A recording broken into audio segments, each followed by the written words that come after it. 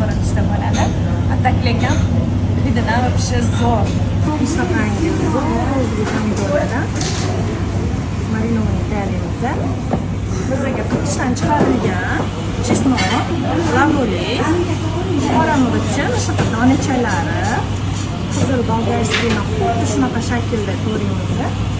1,5 kilo и yashilidan va qizilidan bitta pochka kashnich va kruplarni katta qilib pomidorlarimizni rozovini qornidan yorib tepaga qaratib qo'yib chiqamiz.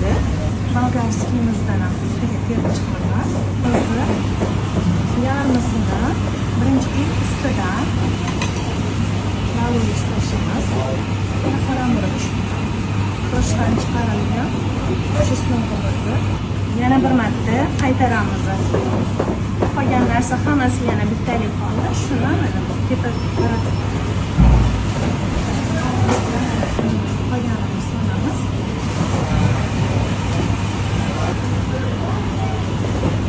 Ishimizni eng qiynalgan nuqtasi suvimizni описаниеda ham yozib qo'yaman. Atak hozir shuncha masalliqqa 3 kilo pomidor, 1 kilo bolgarskiga 4,5 litr muzli suv и 300 gram tuz bilan yaxshilab men boya eritib qo'ydim. Ustidan quyamiz. Ustiga ko'mish kerak. И buni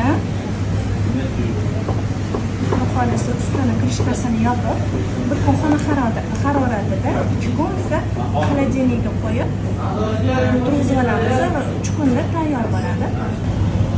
Hop, mana marinovimiz ham 3 kun o'tdi. Tayyor bo'ldi. Hozir buni ochamiz. Hididan zo'r lekin xohlasa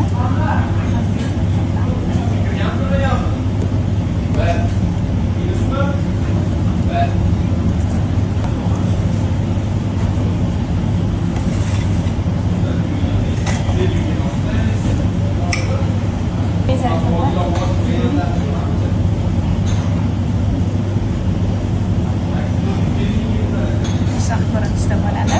Ataklagan hididan va pishish zo'r.